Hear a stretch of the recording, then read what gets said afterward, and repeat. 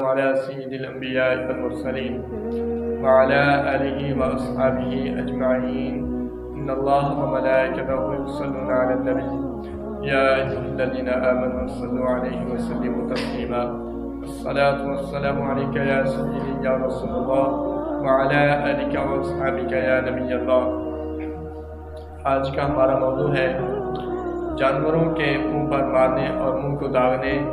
کے ممانعات کے بارے میں۔ حضرت جابر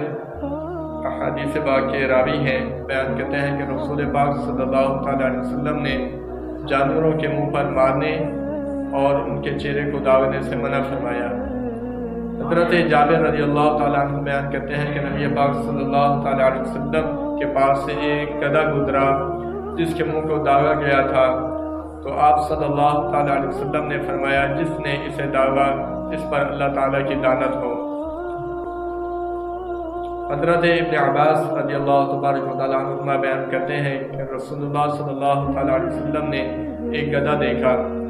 جس کے چہرے کو داغا گیا تھا، آپ نے اس کو برا فعل قرار دیا۔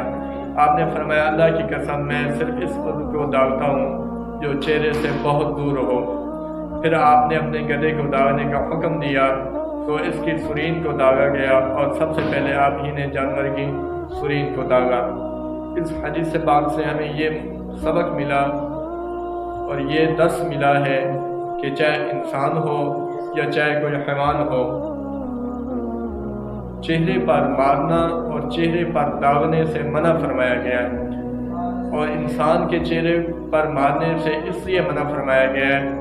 کہ وہ تمام محاسن کا مجموعہ ہے اور اس پر ضرب کا اثر زیادہ نمایاں ہوتا ہے لیکن انسان کے چہرے پر اس لیے مارنے سے منع فرمایا گیا کیونکہ وہ خصوصیت کے ساتھ ممنوع ہے۔ اللہ رب العالمین کے بارگاہ ایک دعا ہے کہ مالک پروردگار جو کچھ درس ہوا اللہ ہمیں سمجھنے کی توفیق عطا فرمائے۔